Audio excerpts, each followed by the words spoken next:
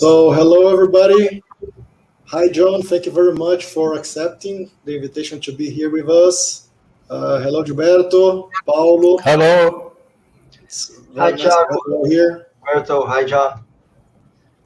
So today is our last section.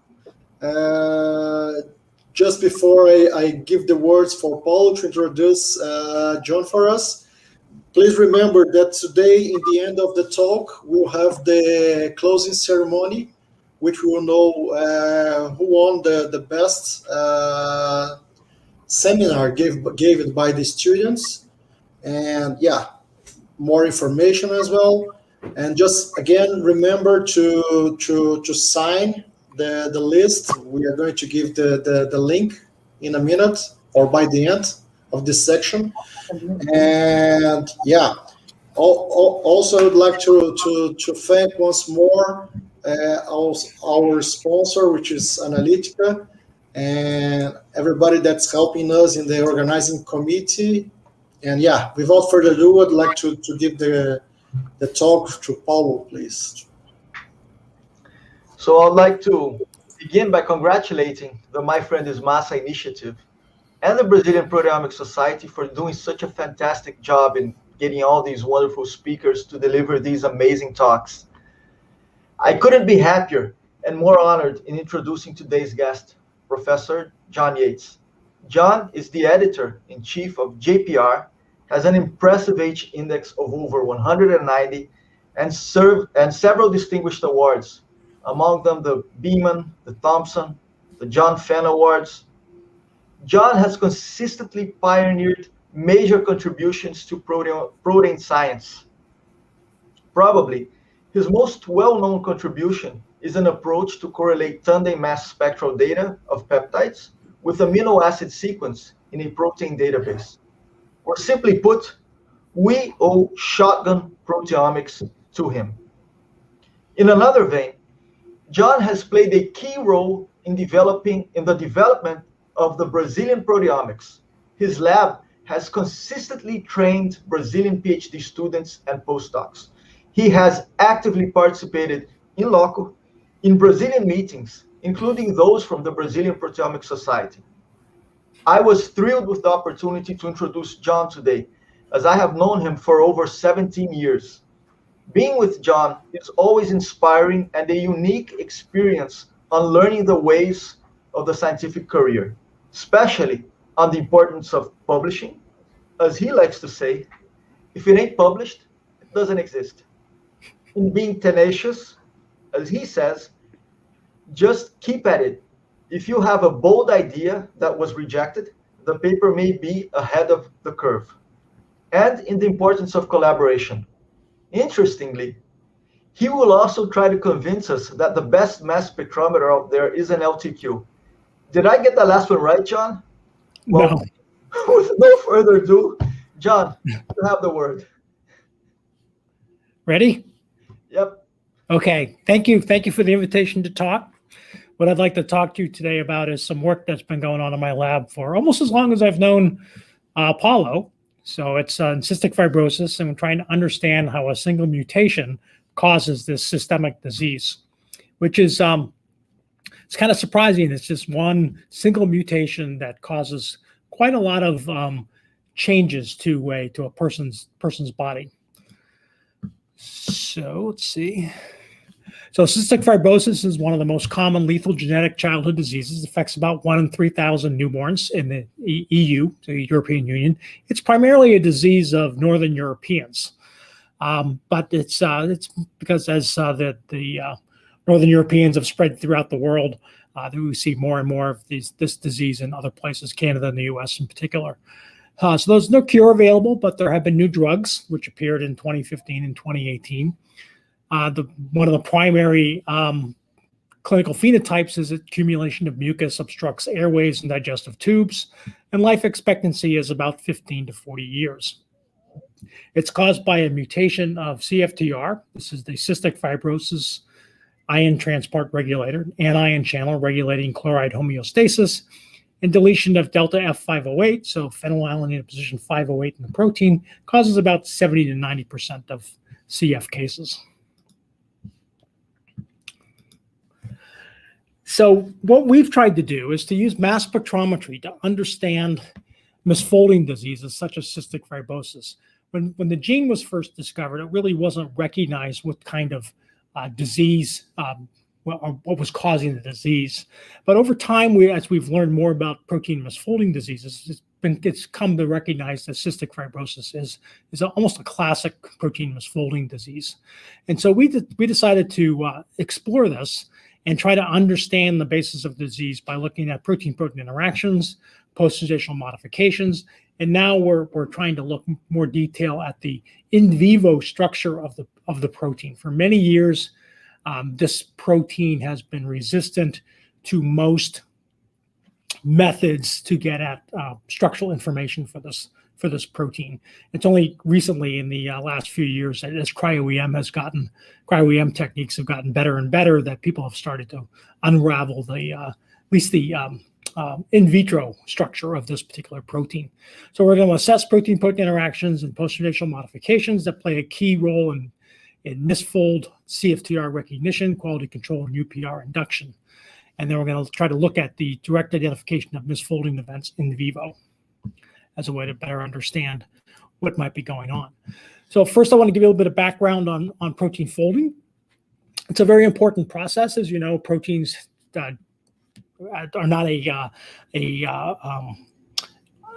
they don't exist as just a single monomer. They fold up into rather exquisite structures. So as proteins are being translated, as the mRNA is being translated on the ribosome, the protein starts coming off the ribosome, and as it comes off the ribosome, it starts to fold. And it gets into some sort of folding intermediate, and this is being mediated by protein chaperones. It assumes some sort of folding intermediate, and that intermediate then folds into its native state. And once it reaches its native state, the protein is active and go off and do its job. So what can happen is that as the protein is being translated, it can result in stalled translation for a variety of reasons. And there's a ribosomal quality control system that comes in and will take the protein and assess whether it can be rescued or not. And if it can't, it gets degraded by the unfolding protein response system. So that stalled translation can also result in a misfolded or metastable intermediate. And that metastable intermediate can be attacked by chaperones to try to get it to fold into the native state. And if that doesn't happen, then the protein gets targeted to the UPR system, where it then gets eliminated from the cell. You can have mutations or proteotoxic stress, and proteotoxic stress could be something like a viral infection, which we all are quite familiar with right now, and that can cause proteins to misfold during this process, and you can again get these misfolded intermediates that need to be dealt with in some fashion. And these misfolded intermediates can also go on to form toxic structures, oligomers that can form amyloid fibrils, and there's a system to try to deal with those, which is called the autophagy system. So membrane protein biogenesis is very complicated. We have proteins that are getting translated into the ER. There's a quality control system in there. The UPR is in there, and so this is a complicated system. The proteins then head to the intermediate compartment, the ERGIC, and there's more quality control that's occurring. And as proteins are passing along this pathway, they're also being glycosylated, and then proteins will head through the Golgi where they get more complex glycosylation, and then eventually they get either inserted into the plasma membrane or they get secreted out of the cell. And this is such an important process, such a difficult process, that there's a network of about 700 different components that are involved in trying to get proteins to properly fold and to get them through this system.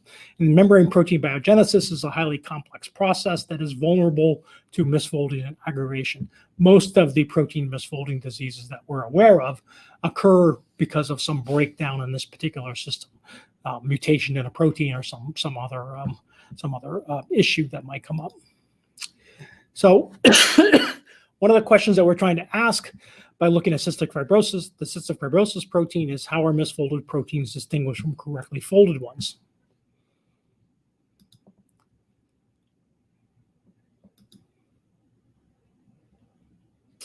There we go.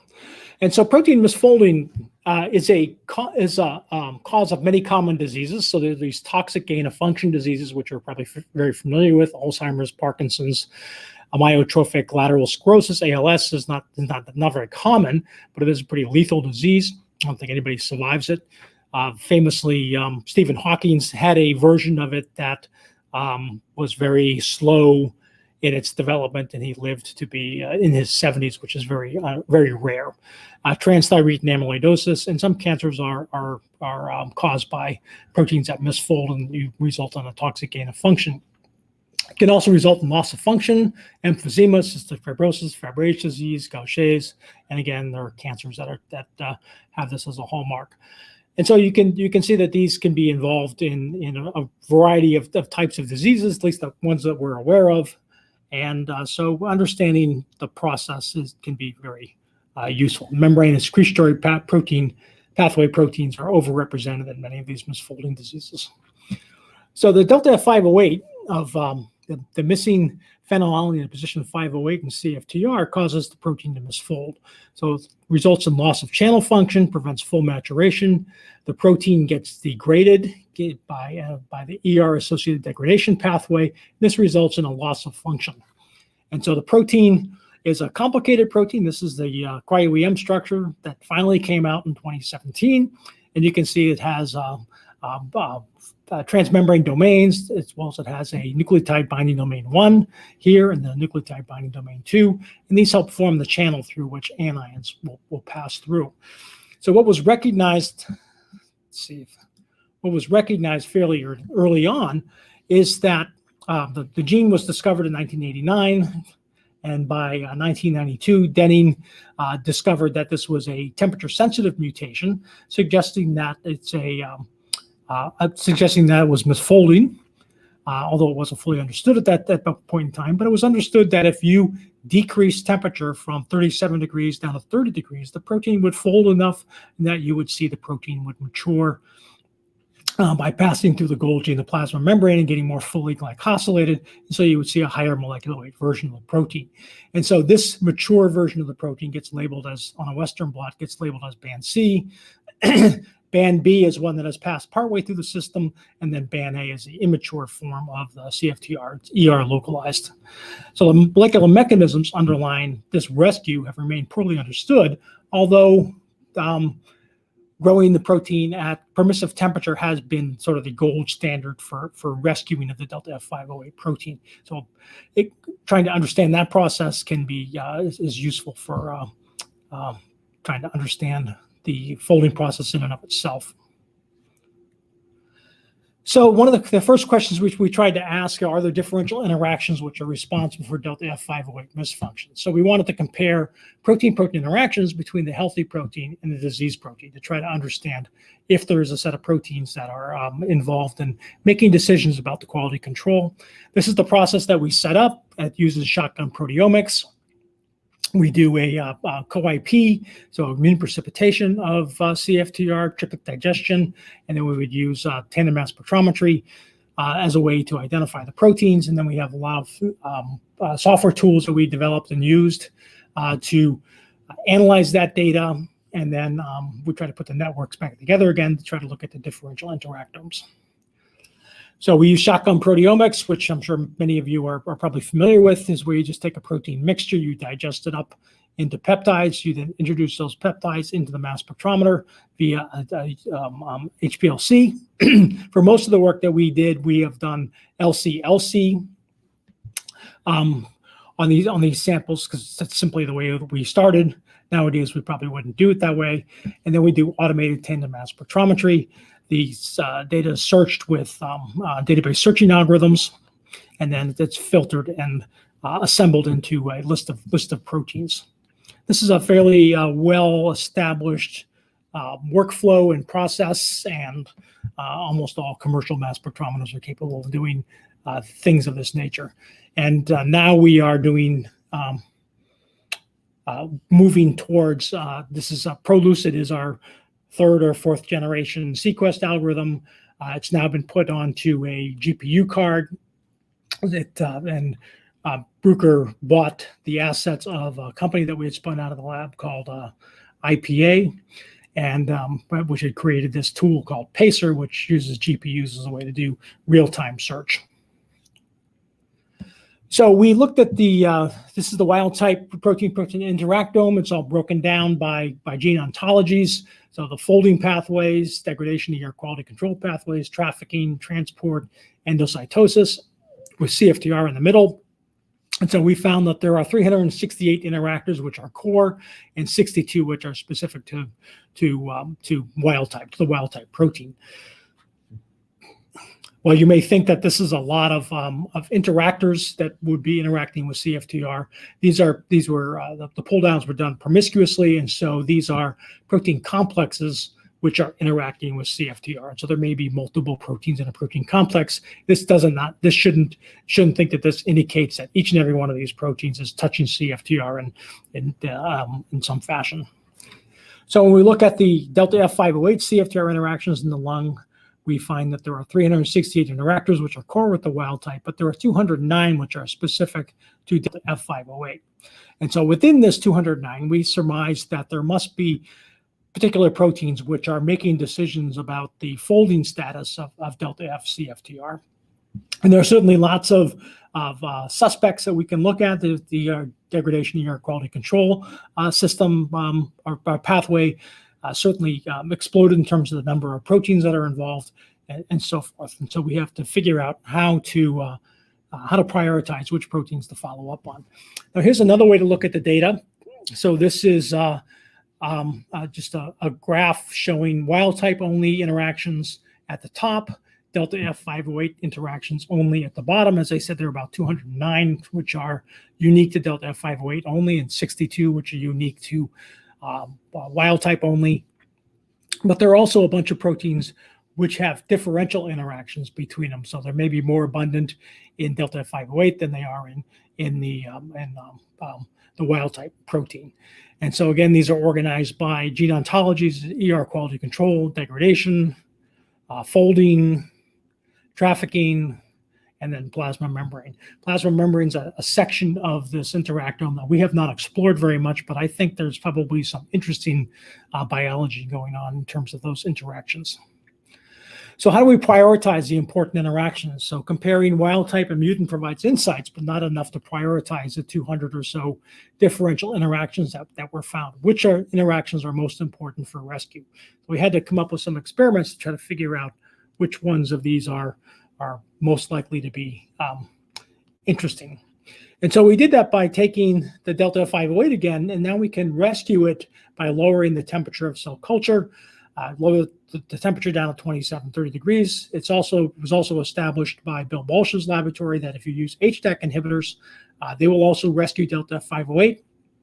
And so we can look at the diseased interactome against the rescued interactome, against the healthy interactome, and see what sorts of things are changing as we rescue the mutant form of the protein. And so here's the temperature shift experiment. It's shown as heat maps. These are the delta F508 interactors. These are the wild type interactors. You can see these are the ones that are unique to delta F508. These are unique to the wild type. So after 1 hour, we start seeing some changes. After 6 hours, we see some more changes. And then after 24 hours, we start seeing that a lot of the delta F508 interactors have gone away. And so this helps us prioritize which of those interactions might be more important. We also did the treatments with HDAC inhibitors. So these are inhibitors that inhibit 8 histone deacetylase enzymes. In the Balch paper, he suspected that these inhibitors were attacking HDAC-C7 primarily. So we also included an siRNA experiment where we knocked down HDAC-C7. And this is HDAC inhibitor TSA, here's SAHA, versus the siRNA knockdown. And you can see that there are slight differences in terms of the interactomes that are being produced. SAHA has 211 interactors, which are unique to it. And so here's another heat map showing the different interactomes. Here's the delta F508 untreated. Here's the wild type untreated. And then after treatment with SAHA, and then TSA, you can clearly see that TSA has a big effect. This is another drug that we tested for A, and then there's HDACI7. You can see that it gives a different pattern than you see from some of these other patterns. So what we came up with is based on all this data, we were able to narrow down that 200 or so interactors down to 52. And then we tested each of those using an RNAi to knock down those proteins and see whether or not we could rescue. And so 48 influence CFTR maturation in some form or another, and these interact with about 7 different subnetworks within the cell. So while you can't read this very well to see how these ratios are changing, here's it organized by the interactors organized by location within the cell, and also some cytofluorescence experiments that we did in order to show that these particular proteins were in fact co-localizing with CFTR at these various locations. So that's just some of the validation data. We also validated by doing a reverse IP. So PTP LAD1 interacts with CFTR when you pull down CFTR. And so we did a reverse pull down where we pulled down PTP LAD1 with an antibody against it, using that as the bait. And this is the interactome that we picked up when we did that. CFTR, delta F508 CFTR was part of that interactome. So it's verified that these two proteins were interacting as we had predicted in the original pull downs in the ER environment. PTP LAD1 is known to be a ER resident protein. Okay, so now we want to test and see which of these targets, if any of these targets, has any therapeutic potential. And so we do this experiment, which is rather a crude electrophysiological experiment, where we can take primary CF patient cells or a cell line, CFBE cell line, and we can infect with a lentiviral shRNA to knock down a particular protein. We then let these cells mature. It takes about 28 to 30 days, and they form a monolayer at a liquid-air interface. This is as they would in the lung. So this is a well-known process. And so once they form that, we can use this thing called an Using chamber, which we can then measure current across these cells. So if the CFTR is functioning properly, it should result in a passage of current through the system as the anions move across the cell membrane. So we should be able to measure that, and it'll tell us whether or not this works or not. So we're going to measure 8 novel interactors that we think are some of the best cases for this. Here's a control. Here's the temperature shift assay, the 28 degree, which is kind of a gold standard for rescue. And what you see is that when you treat with forskolin, which is a stimulator, you see that the current starts going up. And then you treat with genistein, which is a potentiator, and then you see the current really goes up. And then to make sure that what we're opening up is only CFTR, you now treat with a CF inhibitor, and that should shut down the current. And in fact, it does in this particular experiment. And so here's another one where we've knocked down this protein YBX1, and you can see that we're getting current. We knocked down TRIM21, we're getting lots of current. PABPC1, again, current. And then we test this Legal S3BP, and we get no current. So this one doesn't work at all.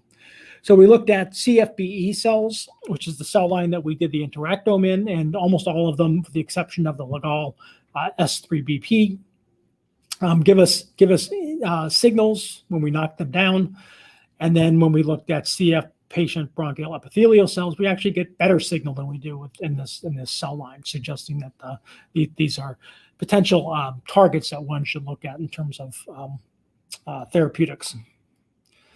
Okay, so now we want to know about PTMs. So it was clear from the interactome data that we looked at that there are kinases and phosphatases that are involved in the interactome, and so we wanted to know what's the role of post-stational modifications in regulating this process. So we repeated a lot of our experiments. This time we made sure we had phosphatase inhibitors in there, and we did our analysis a little bit differently. Rather than just doing a straight up triplet digestion, we did a process we call triple digestion, where we used 3 different proteases as a way to optimize sequence coverage. And then we do a little bit differently with our database searching to try to cover more of the sequence and to try to look for unknown modifications that might be present, this blind PTM search. Then we do spectral validation, statistical analysis, and so forth. So this is the CFTR sequence, and this strategy results in about 80% sequence coverage. The regions that we might not expect to cover would be transmembrane domains, which you can see in some of this brown area. Those are transmembrane domains that we might not cover because they're stuck in the lipid bilayer. And there are also glycosylation sites, which we might not see sequenced because we didn't remove the glycosylation when we did these experiments. And so some of those regions might be ones that where we're not getting any sequence coverage. So to make a long story short, this is what we see. These are the modifications on delta F508 on the top part, and these are the modifications which are consistent with the wild that are in the wild type protein on the bottom part. We identified about 40 different PTM sites, and approximately 70% of them were new. There are 21 phospho sites, 6 methylation sites, and 11 ubiquination sites. You would expect to see higher levels of ubiquination on delta F508 because it's going to be targeted for destruction. And in fact, the pink sites are sites of ubiquination in the delta F508. We don't see much down in the wild type. See, we found one site down here. We did find a lot of phosphorylation, and we found in some cases that modifications cluster in what we refer to as modification hotspots, which overlap with specific types of sequence motifs. We also looked at a lot of the sites that we found modifications and looked to see if there were any known mutations at those sites. And in fact, there were. The ones that are in boxes. The red ones are known mutations at those sites are known to create severe CF, and the ones that are in purple create a mild form of CF. So we looked at again. We did some experiments to more to quantify these sites with a little more certainty. So we did a few different kinds of experiments where we did a pull down using stable isotope labeling, heavy and light amino acids, where we did a pull down and then looked at the identification. We then did quantitation using stable isotope labeled peptides, which is called targeted mass spec, and we also did a TMT experiment doing this. So we quantitated these things pretty thoroughly with 3 different methods. And what we found is that there are phosphorylation sites and methylation sites that are important in the protein structure. So there's the TMT, the results we got in the TMT. But what we found is that these particular phosphorylation sites have a casein kinase 2 alpha 1 consensus phosphorylation motif. So this is the targeted mass spectrometry experiment where we quantified with phosphopeptides with heavy spiked in, and the wild type protein. We find that there is high levels of phosphorylation at T421, S422, and S427. And we find, so we looked at just the single sites, we looked at double sites, we looked at triple sites with all these different peptides, and showing you single sites right now to see are these phosphorylated at all the sites, 2 of the sites, or just 1 of the sites. And the phosphorylation just has to exist at 1 of the sites at 421, 422, or 427, and not at 2 or 3. We then tested wild type by inhibiting the casein kinase 2A, thinking that was in fact to show that was in fact the kinase that was phosphorylating, and we knocked down phosphorylation significantly. And then at delta F508, we find there are very low levels of phosphorylation at any of these sites. So we did some more experiments. This is a Usine chamber experiment where we took delta 508 and we put it at the permissive temperature of 28 degrees, and that should cause it to recover and to function. DMSO is just a carrier for the drug, and you can see that it gives us a fairly decent signal. It's also known to permeabilize cells, which may be why it does that. This DMSO may not be a great control for these experiments, but when we use CX495, we knock down the current that we see coming out of delta 508 at 28 degrees. So we also did a knockdown experiment on the casein kinase, and that prevents rescue of delta F508 channel function as well. So it's the shRNA right there. So we analyzed the PTM landscape across using different type of drug treatments known to partially restore delta F508 CFTR function. So 57 sites across 12 different conditions, and we do find that this particular site at 421, 422, 427 is a particularly important site within the protein. And in fact, we then compared to several other mutations which are known. So there are some mutations which are called trafficking competent. So this G551D protein is it gets out to the cell surface, it just doesn't function. And then there's the R117H, gets out to the cell surface but doesn't function. And then trafficking impaired would be the delta F508, and there's another known mutation, N1303K, which doesn't traffic out of the ER as well, misfolds. And so you can see that phosphorylation in the wild type is fairly high, phosphorylation in the G551D is high, and then the R117H is also phosphorylated at these sites, although not as much. And then the delta F508 and the N1303K phosphorylation is very low, if at all, present. So we think there's a PTM code for CFTR maturation. So we think that if you have phosphorylation at one of these three sites plus methylation, you get full maturation. And if you don't, so if we take wild type CFTR and we knock down the kinase, we don't find much phosphorylation at any of those sites, but we do find elevated levels of ubiquitination blanketing that site. That results in degradation. Same thing with the misfolded delta F508 CFTRs. This is just the misfolded normal protein. And then if we rescue delta F508 CFTR at 30 degrees, we restore phosphorylation and methylation. We get full maturation. And then if we take the misfolded delta F508 at 30 degrees C, which should be the permissive temperature, and we knock down the kinase, we again see low levels of phosphorylation and ubiquitination blanking those sites. So we think this represents a PTM code for when the protein has matured. So why might that be important? So we had done some experiments early on, but we didn't have this PTM information to try to interpret this in a different way. What we were simply looking at, we were doing cross-linking mass spec to look at how the wild type NBD1 domain interacts with the HSP90. And this was the in vitro experiment just done in the test tube. And the wild type NBD1 domain is not phosphorylated since it was produced in insect cells or E. coli or something.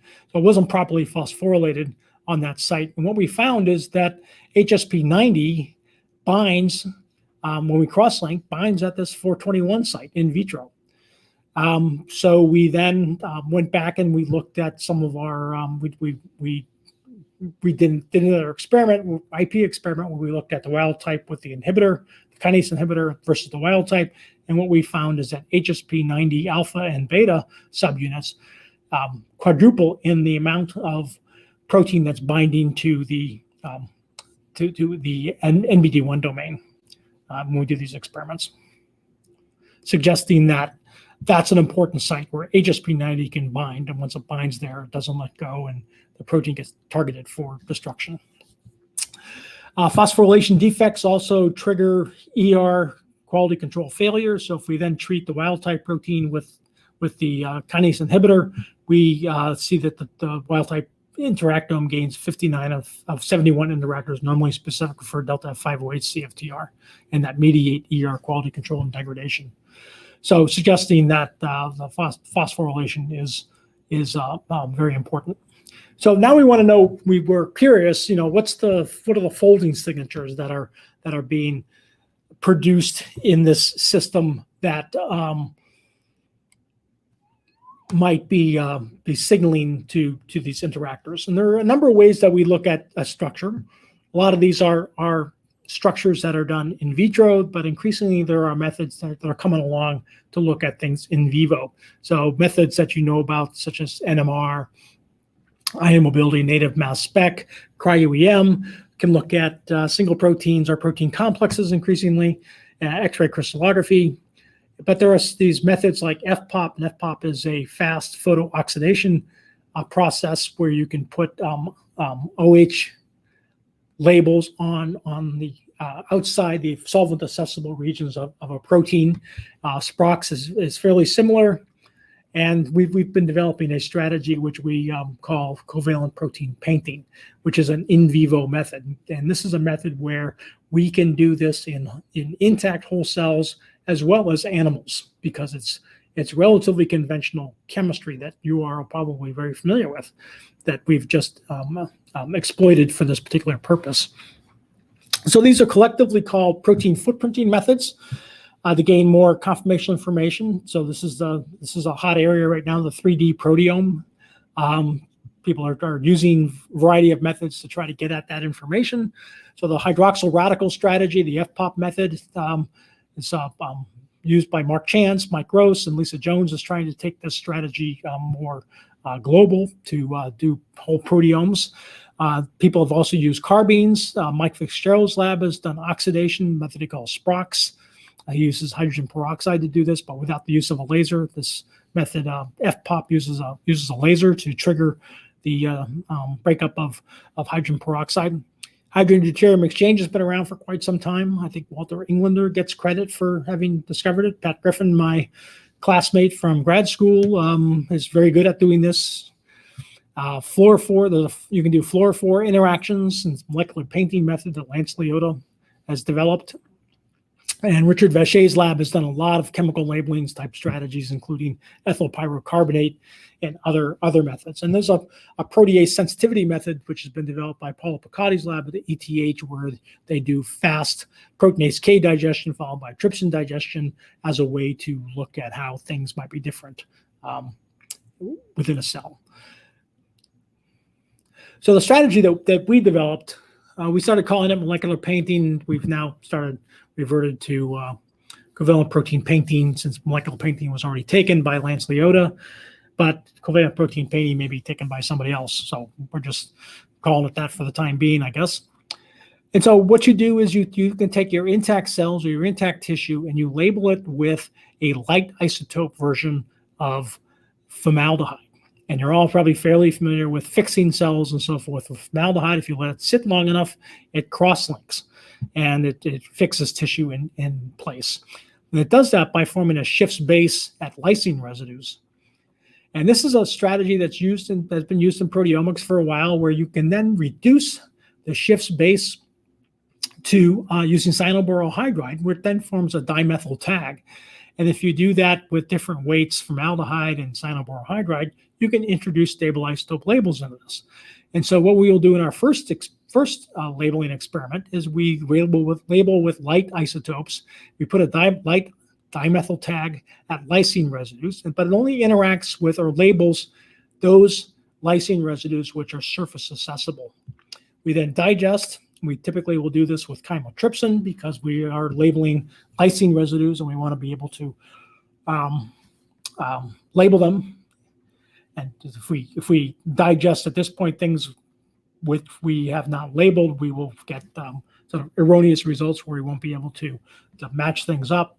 So we then digest, and then we introduced heavy isotope labeling, where we use heavy formaldehyde and heavy cyanoborohydride, and we can introduce a heavier version of the dimethyl tag. We then run that through the mass spectrometer, and we identify and we get differences in peak heights for peptides, which tell us how surface accessible a particular lysine residue was. So we can quantify based on those differences, and this gives us information about solvent accessibility versus solvent exclusion. And we've developed some software tools to try to interpret this data. So, for example, here's CFTR, and what we've done here in this table is we've taken our covalent protein painting mass spectrometry, and we've looked at lysine residues, which our data using CPP suggests it should be accessible, versus the cryo-EM structure, which came out in 2017, being accessible. So this ICL2, K273, our data for the wild type suggests that it's less than 10% accessible, but greater than 95% accessible for Delta 508. and the wild-type cryo-EM structure says it's inaccessible. So it says it fits very well with this measurement that we got for the wild-type protein. And then you can see for some of these other particular regions, so NBD1, NBD2, in the R region, where we didn't get any data from the cryo-EM. We couldn't interpret any data from the cryo-EM data. So overall, it looks like it's pretty consistent with what the cryo-EM sequence is giving us. So here's a CPP experiment where we just took delta 508 and wild-type CFTR. We went through and repeated the experiment 4 times. This is light, heavy, and these are the different domains within the protein ICL2, NBD1 domain, R region ICL4, NBD2 domain, and so forth.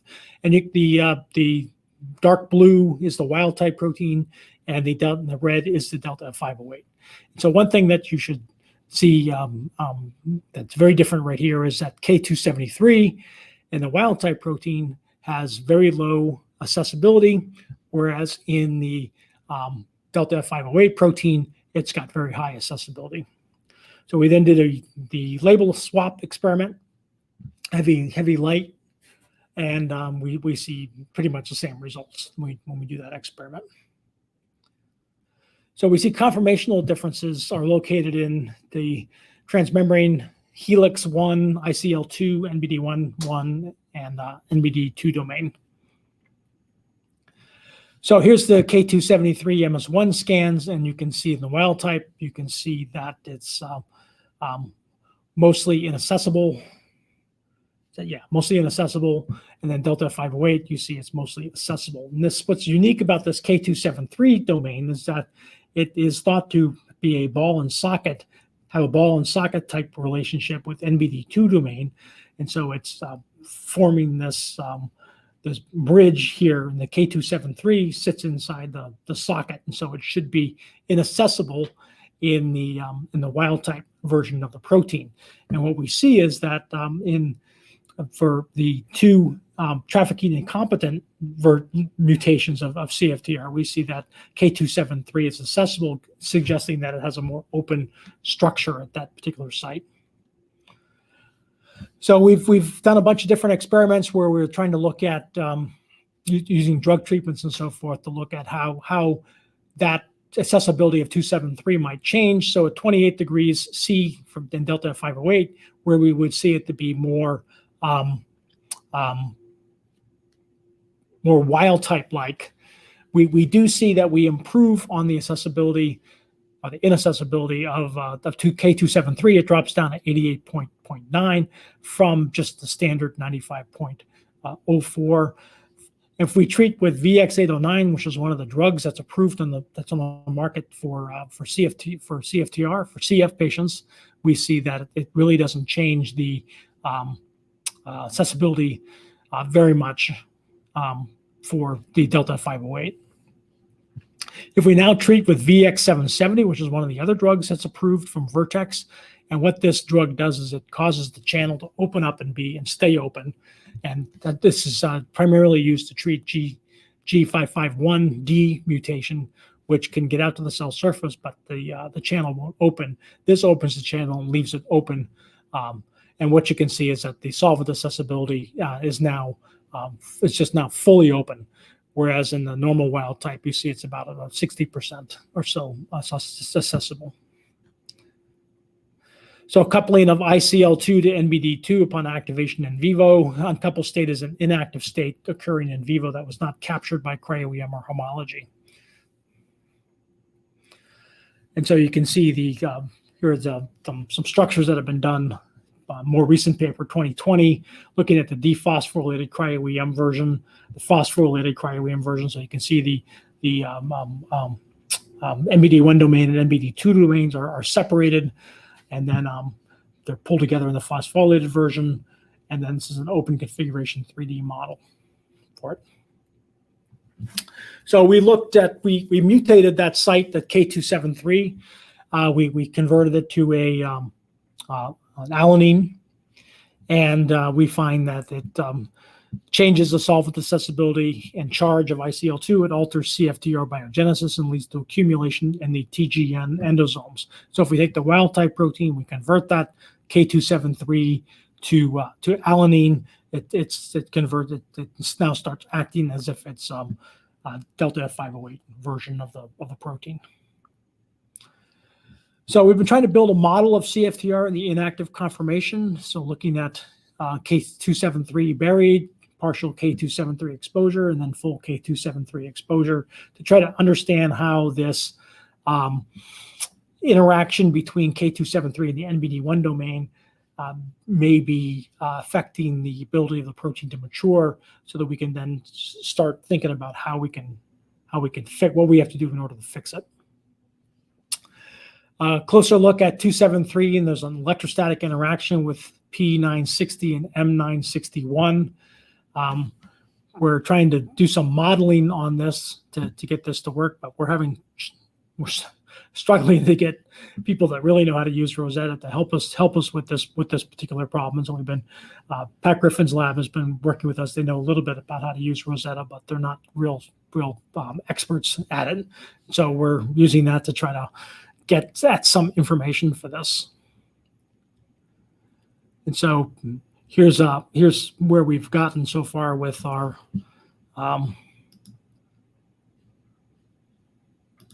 model for this. You can see how that, so it shows ICL2 unfolding with the NBD2 displacement. That's about as far as we've gotten so far with this. So this conformational change of ICL2 upon CFTR activation is accompanied by changes in the ion permeation pathway. We think that the channel is supposed to be closed as the protein is moving through the ER pathway to prevent anions and so forth from passing through the channel, and that when it's found not to be the case, it's thing is targeted for destruction. So that's one of the things, one of the hypotheses we're working on. And this CPP method is helping us to try to understand this. So we're able to look at wild type treated with VX770, which gives us this, and then comparing that to delta F508. So phosphorylation and methylation, just to summarize, so phosphorylation and methylation sites in the regulatory interface element define a minimal PTM code for CFTR maturation. Is phosphorylation and methylation prevented by misfolding? So that's, why is it that it doesn't get phosphorylated or methylated at those sites in the immature protein? The PTM code is clearly disturbed in CF and contributes to the disease. And then does this PTM code define a maturation code for other membrane proteins? We've got some evidence to suggest that there is a class of membrane proteins where this PTM code does in fact exist in some form or another. If we do a sequence search for it, it's not particularly clear that code exists in all sorts of proteins. But if we do an experiment where we block phosphorylation, we do see fairly dramatic differences in the number of membrane proteins which are maturing. We're also working on trying to get the structural model for what might be happening in delta F508. Make drugs for this to see if we can use the knowledge that we've gained to try to fix it. Software support has come from Salvador and Diego. Diego, for initially when he was around, he's now been at Qualcomm for probably 7 or 8 years. And Salvador has done a lot of work. We've had funding from the NIH as well as Cystic Fibrosis Foundation over the years. And there's the rest of the lab. And so here's my, Fabio is my only current Brazilian in the lab. Yeah. So that's Fabio, and he's been working on top down. And thank you very much. Happy to answer any questions you might have. Thank you very much, John, for this highly interesting talk. And we can see that you're doing like a hell bunch of things to validate and validate. I know that this is now the the message that you start saying in JPR that we should not just do proteomics, like we really need to validate a lot, and that's what you've shown to us. Right. The proteomics really should be giving you hypotheses to start testing. Exactly. It's a hypothesis generating method, right? And then you need to keep digging to answer more deep questions. We do have a lot of questions from the audience. I don't know if I put here, can you read it, or you prefer me to read for you? I can see them. Okay. So the question is, how do you deal with proteoforms in your PTM analysis? Really great question. Right now, we get fairly comprehensive identification of modifications. What we can't tell is patterns, and that's what people refer to as proteoforms. So there might be one protein which may have slight variations of patterns of modifications. We think we've done a pretty good job of dealing with the proteoforms that might be present at the particular sites in our PTM code. But those are all fairly close together, so that was kind of easy to do. But right now we are not dealing with proteoforms on the protein level. Mm-hmm. If I can also make a question more or less about it regarding your method to see the accessibility of the protein, right? That you do dimethyl labeling. If I understood correctly, you do it before lysing the cell, right? Because your protein is it's a channel, right? So right. you make the labeling in your cell culture. Is it correct? Correct. Okay, and how is it? Does the dimethyl labeling go inside the cell too, or you're going to label only the outside part of your channel? No, so formaldehyde. So people who are biologists, cell biologists, will be really familiar with the use of formaldehyde. That's how you fix cells.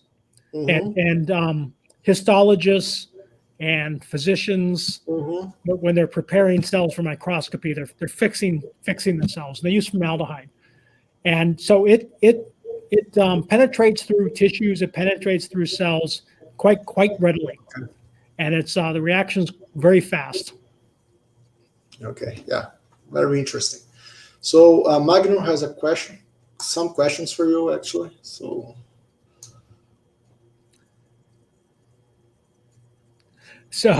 this is, I mean, there's probably more to this question than meets the eye, because PTMs are often what we call one-hit wonders.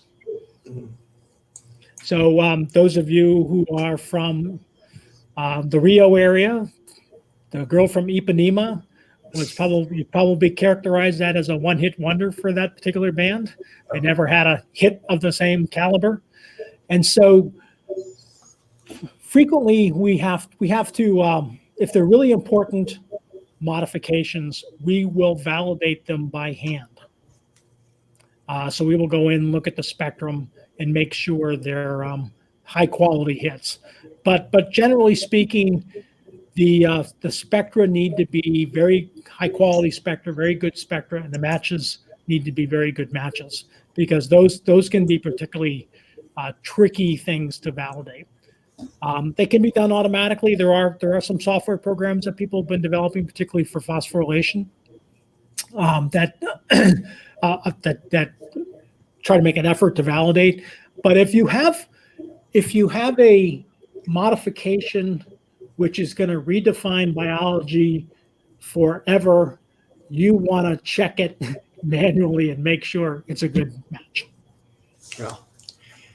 He has another question on top of that. Yeah. So I'm not sure that de novo sequencing is robust enough yet to help with that. There are other algorithms which can help with assessing the match. Even doing some simple things like taking a different database searching program and researching the data and make sure it matches up to that modification site would be useful. For phosphorylation, there are experiments you could do where you could take the fraction that contains your phospholipid of interest and you could treat it with phosphatase to remove it and make sure you see, the peptide without the phosphate on it. Okay. Let me ask you about the workflow that you use to study the ubiquitination. Is it all antibody based? You do a pull down of the ubiquitination? No, Oh. no. We were.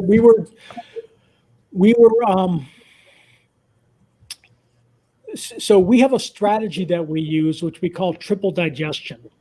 And so we will take a sample, divide it into 3 aliquots, treat it with trypsin, subtilisin, and elastase. And so these 2 last proteases are non-specific proteases. And so we do a time-limited digestion with that. And then we can either recombine them or run them all separately. It depends on how complicated the mixture is. And then when we do that, we get very high sequence coverage across the protein. And we also get ladders of sequences. This is another thing that helps with validating modification sites is that, and you can go and look at we had the 2002 paper on this. Mike McCoss was the first author on it. But what you get is a ladder of different sized peptides. And if they're in the same region, and they will confirm help confirm the modification site. Okay. So it helps us to identify these sites. What it does lack, depending on the complexity of the mixture, it can lack dynamic range. Okay. So then by doing that, you can distinguish between mono and polyubiquitination. No, we're just looking for the diglide tag. Okay. So we can't tell if there's a ubiquitination chain on there or not. Because it does change, right? I think it's for degradation, it needs to be polyubiquitination, while for just signaling, you can have just mono ubiquitination. Right? I'm not very familiar with that, but I know it. I think there is this difference, and it's No, you're tricky. Right. There is a difference, and we're missing that information. Okay. I mean, since it's being degraded, we assume that it's getting polyubiquitinated. Yeah, exactly. But it's, it was quite interesting that, as you've shown, that there are not that many ubiquitination sites. You would expect to have more, right? Because you say that it's being unfolded, so it's probably going to be degraded. And as you've shown, not that many. But on the other hand, a lot of fossil. And then for fossil, you're using titanium dioxide, or no? We're just doing that straight up the same way we're using our triple digestion method. Okay. We have more questions here. Marcia, that I know that she was in your lab a while ago too. Yes, you can use that same strategy to study other diseases. In fact, we have been looking at other diseases and looking at the protein-protein interactions and so forth to try to better understand them. I think it's a good way to do it because it's very targeted, and the information that comes out of it is very actionable. Mm-hmm. When you do a protein expression analysis, it's kind of hard to follow up on that data because you can see a lot of things changing. And they may not be the follow-up may not be as logical. Okay. How long it takes, John, to take the whole set of workflow that you've done? I mean, if you think, I think cystic fibrosis is, I don't know if it's something that it's more personal, it's individual, this changes. Because my question is, if you want to do more or less this workflow that you're doing for personalized medicine, do you think it's feasible? Like, take the sample and then try to sequence the protein, see the mutations, and then try to express this protein and test, for example, different drugs to see which one is more effective for that particular mutation. Do you think it's feasible, or it's just a lot of work that probably it's going to be very time consuming?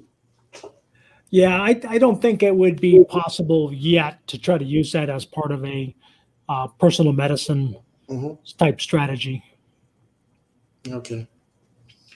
One more question here.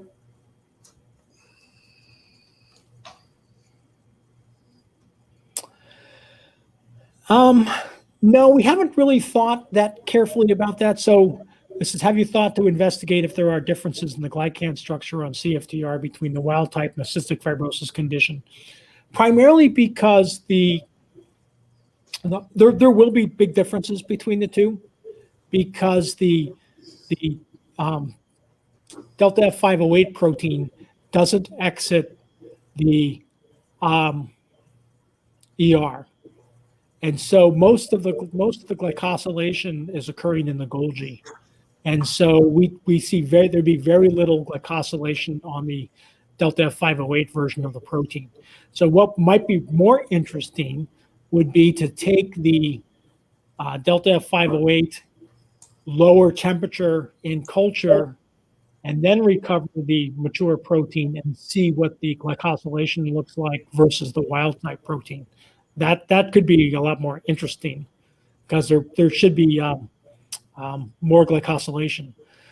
So we had done an experiment many years ago where we looked at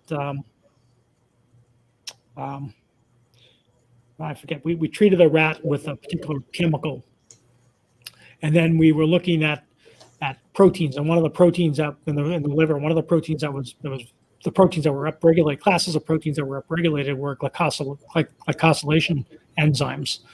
And so the thinking was that the proteins were starting to unfold, misfold, and the glycosylation enzymes are being upregulated to try to help with the folding of those proteins.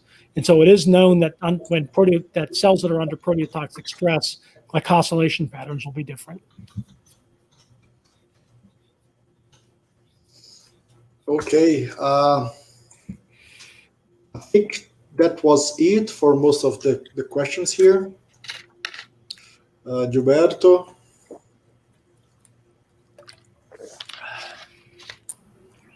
Well, John, thank you very much for accepting our invitation.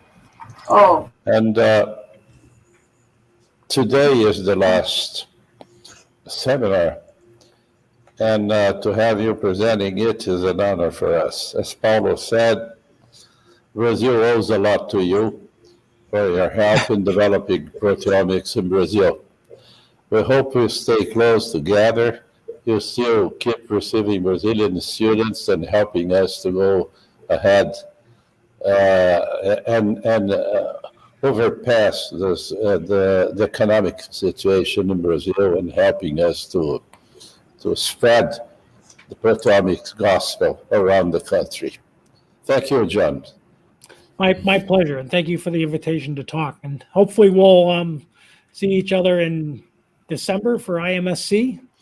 Maybe? We will. Yeah, we will, of course. We'll host you here. Okay, thank you very much. Yeah. I'm gonna sign off. Okay, thank you, John. Thank you very Bye. much. It was really, really nice. Thanks. Bye. Bye.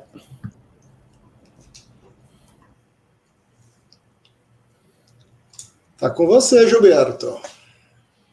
Tá comigo? Não, tá com o Fábio agora, não? O Fábio que entra agora? Não, podemos começar, mas eu posso começar com a sessão, né, de premiação dos alunos, né? Só divulgar, né? Agradecer mais uma vez todos os alunos que submeteram o seu resumo, né, para avaliação pelo MASSA, BrProt, tá? Foram 17 alunos que submeteram o resumo, tá? Todos eles de excelente qualidade, como eu já havia falado. Todos eles foram avaliados por uma banca científica, né? Eu também gostaria de agradecer nominalmente a todos os membros dessa banca, né? O professor Carlos André, da UNB, o professor Francisco Campos, lá da UFC, né? A Luciana Pisati, que é professora da UFRJ, o Mário Sérgio Paulo, professor da Unesp, o Paulo Carvalho, né, que estava aqui, então, pesquisador da Fiocruz, e o professor William Castro Borges, da UFOP, né, de Ouro Preto.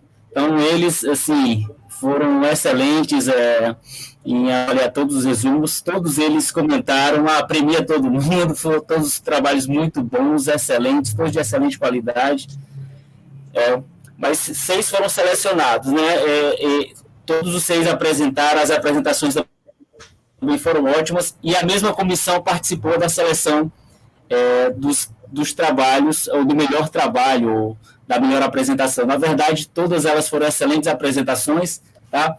Mas um deles foi selecionado. Bom, para os 6 alunos que apresentaram a ideia, né, a gente se reuniu, né, todos aqui, da comissão organizadora, os professores, e a gente resolveu fazer o seguinte: todos vão ganhar uma menção honrosa, né, um certificado de menção honrosa, né? Então, já fizemos certificados hoje, né, Tiago e Gilberto e Mário? Então, a gente já tem um certificado de menção honrosa para vocês, em agradecimento. E a gente também se reuniu, como todos os trabalhos eram bons, a gente imaginou como é que a gente poderia premiar esses alunos todos, né? Todos eles foram muito bons. Então, surgiu a ideia da gente, de patrocinar, né, a apresentação desses alunos na RIOPO 2021, que é uma RIOPO que vai ocorrer online, né, a RIOPO Reconnect 2021. Então, para todos os alunos, a ideia é patrocinar a inscrição deles, né? Então, a gente vai arcar com a inscrição na BrProt, aqui o MyFriends MASSA, com a inscrição desses alunos, dos 6 alunos que apresentaram. Claro, a ideia é que vocês se inscrevam, mas que apresentem um trabalho, né? Então, vocês podem inscrever o trabalho, fazer a inscrição no congresso, submeter o trabalho, e a gente vai cobrir as despesas com relação à inscrição de vocês, tá? Então, a ideia é vocês fazerem isso, podem mandar para a gente a confirmação de inscrição e de submissão da abstract, a ideia é reembolsar vocês, tá? Quem tiver o interesse de participar da RIOPO Reconnect 2021, tá? Bom, e agora, sem mais delongas, né, a ideia agora é falar o trabalho que recebeu o maior número de votos, né, e assim, o trabalho que, deixa eu ler direitinho aqui, né, para não ter nenhum erro, mas o trabalho selecionado pela comissão foi o estudo de repertório serológico de anticorpos de cavalo contra veneno de aranha do gênero Loxosceles, de importância médica no Brasil. Então, parabéns, Manuela, Cristina e Emiliano Ferreira, tá? Então, a ideia é a gente dar um certificado de premiação para você, tá? E também o prêmio de destaque, talvez, para você, a ideia é te passar um cheque científico, né? Seria isso, né, gente? O nome... Não é cheque, não. Manuela, dá o número do Pix, a gente passar um Pix para você. Agora é Pix científico, né? Moderno. Então, a ideia é fazer esse Pix científico. Então, a ideia é a gente passar para você um valor referente a qualquer custo que você queira comprar, um valor de R$500, né?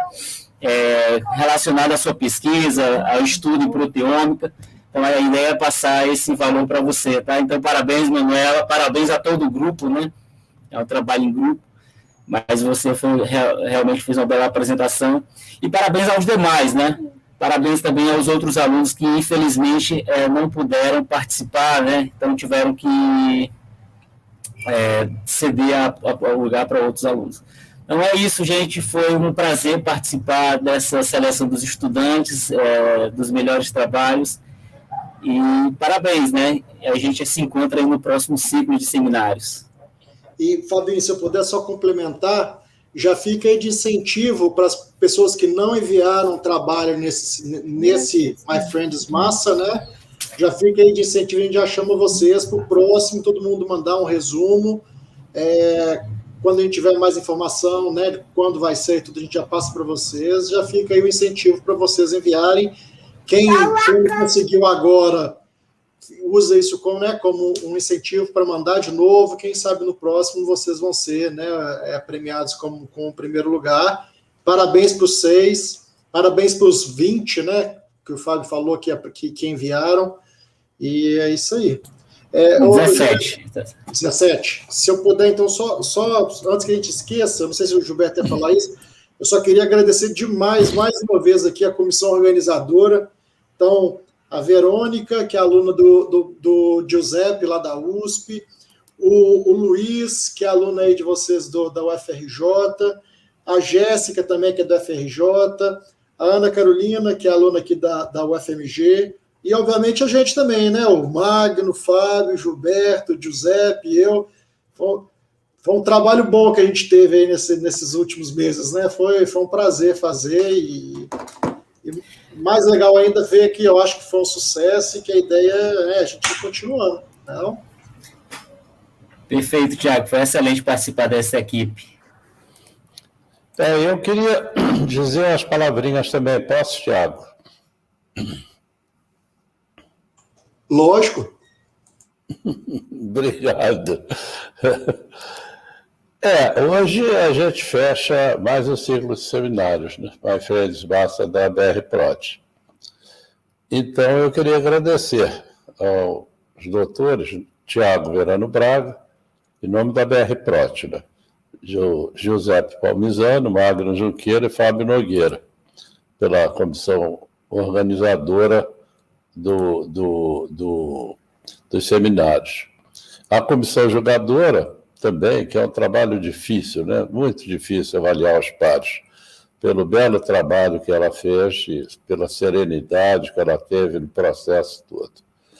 A todos os alunos, como o Tiago já agradeceu, né? Talvez eu esqueça alguém, mas que eu me lembro, Ana Carolina, Jéssica, Verônica, Felipe Luiz e outros que porventura tenham ajudado, nosso muito obrigado.